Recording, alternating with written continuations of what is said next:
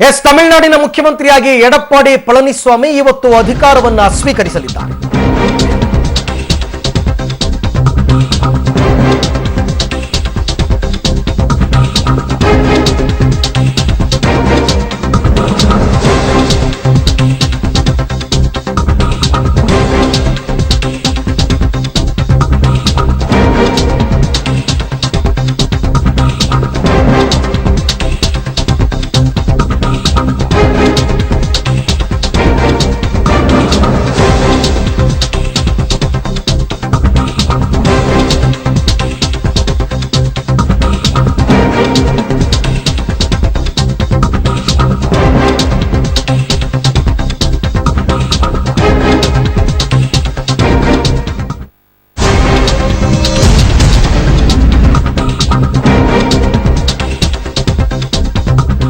ತಮಿಳುನಾಡಿನ ಮುಖ್ಯಮಂತ್ರಿಯಾಗಿ ಎಡಪ್ಪಾಡಿ ಪಳನಿಸ್ವಾಮಿ ಇವತ್ತು ಅಧಿಕಾರವನ್ನು ಸ್ವೀಕರಿಸಲಿದ್ದಾರೆ.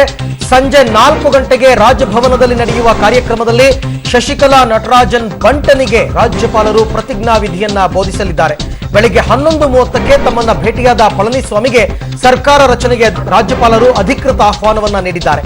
ಫೆಬ್ರವರಿ 14ರಂದು ಎಡಪ್ಪಾಡಿ ಪಳನಿಸ್ವಾಮಿ ಸಲ್ಲಿಸಿದ್ದ ಶಾಸಕರ ಪಟ್ಟಿಯನ್ನ ಮಾನ್ಯ ಮಾಡಿರುವ ರಾಜ್ಯಪಾಲರು ಪಳನಿಸ್ವಾಮಿಗೆ ಸರ್ಕಾರ ರಚನೆಗೆ ಆಹ್ವಾನವನ್ನ ನೀಡಿದ್ದಾರೆ.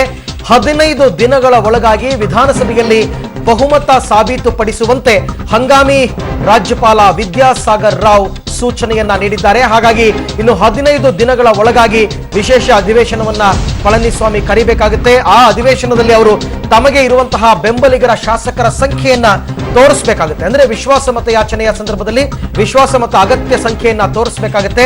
ಅಲ್ಲಿಗೆ ಅವರೇನಾದ್ರೂ ಒಂದು ವೇಳೆ ಸಫಲರಾದರೆ ಇನ್ನು ಮುಂದಿನ ಅವಧಿಗೆ ಎಲ್ಲಿಯ ತನಕ ವಿಧಾನಸಭೆಯ ಅವಧಿ ಇದೆ ಅಲ್ಲಿಯ ತನಕ ಪಳನಿಸ್ವಾಮಿ ಅವರು ಮುಖ್ಯಮಂತ್ರಿಯಾಗಿ ತಮಿಳುನಾಡಿನಲ್ಲಿ ಅಧಿಕಾರವನ್ನ ನಡೆಸ್ತಾರೆ. ಅದಕ್ಕೆ ಈಗ ಅಧಿಕೃತವಾದಂತಹ ಆಹ್ವಾನವನ್ನ ಕೂಡ ರಾಜ್ಯಪಾಲರು ನೀಡಿದ್ದಾರೆ. ತಮಿಳುನಾಡಿನ ಮುಖ್ಯಮಂತ್ರಿಯಾಗಿ ಎಡಪ್ಪಾಡಿ ಪಳನಿಸ್ವಾಮಿ ಇಲ್ಲಿಯ ತನಕ ಅಂದ್ರೆ ಜಯಲಲಿತಾ ಅವರ ಸರ್ಕಾರ ಇದ್ದಾಗಿಂದಲೂ ಕೂಡ ಅವರು ಮಂತ್ರಿಯಾಗಿ ಸೇವೆಯನ್ನ ಸಲ್ಲಿಸ್ತಾ ಇದ್ರು. ಲೋಕೋಪಯೋಗಿ ಸಚಿವರಾಗಿ ಕೆಲಸ ಮಾಡ್ತಾ ಇದ್ರು. ಶಶಿಕಲಾ ನಟರಾಜನ್ ಅವರ ಬಲಗೈ ಬಂಟ ಅಂತಾನೆ ಹೆಸರನ್ನ ಪಡೆದಿದ್ರು. ಹಾಗಾಗಿ ಪಳನಿಸ್ವಾಮಿ ಅವರಿಗೆ ಈಗ ಮುಖ್ಯಮಂತ್ರಿ ಪಟ್ಟ ಒಲಿದು ಬಂದಿದೆ.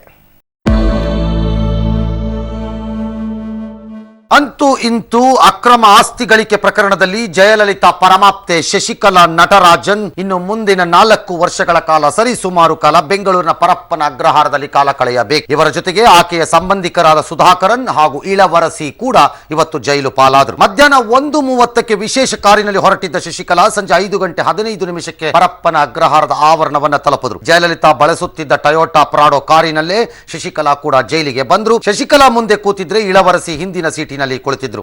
ತಮಿಳುನಾಡು ಪೊಲೀಸರು ಮೂವರನ್ನು ಬಿಗಿ ಭದ್ರತೆಯಲ್ಲಿ ಕರೆತಂದು ಪರಪ್ಪನಗ್ರಹಾರದ ಅಧಿಕಾರಿಗಳ ವಶಕ್ಕೆ ಒಪ್ಪಿಸಿ ವಾಪಸ್ ಆದರು. ಭಾರತೀಯ ಬಾಹ್ಯಾಕಾಶ ಸಂಸ್ಥೆ ಇಸ್ರೋ ಮತ್ತೊಂದು ಚರಿತ್ರೆ ಬರೆಯೋದಕ್ಕೆ ಕ್ಷಣಗಣನೆ ಶುರುವಾಗಿದೆ. ಆಂಧ್ರ ಪ್ರದೇಶದ ಶ್ರೀಹರಿಕೋಟಾ ಉಡಾವಣಾ ನೆಲೆಯಿಂದ ಒಂದೇ ರಾಕೆಟ್ ಮೂಲಕ 104 ಉಪಗ್ರಹಗಳನ್ನ ಇನ್ನು ಕೆಲವೇ ಕ್ಷಣಗಳಲ್ಲಿ ಮಹಾ ಉಡ್ಡಯನವನ್ನ ನಡೆಸ್ತಾ ಇದೆ. ಬಾಹ್ಯಾಕಾಶ ಇತಿಹಾಸದಲ್ಲೇ ಮೊದಲ ಬಾರಿಗೆ ದೇಶವೊಂದು ಉಡಾವಣೆಯಲ್ಲಿ ಶತಕದ ಸಾಧನೆ ಮಾಡೋದಕ್ಕೆ ಸಜ್ಜಾಗಿದೆ.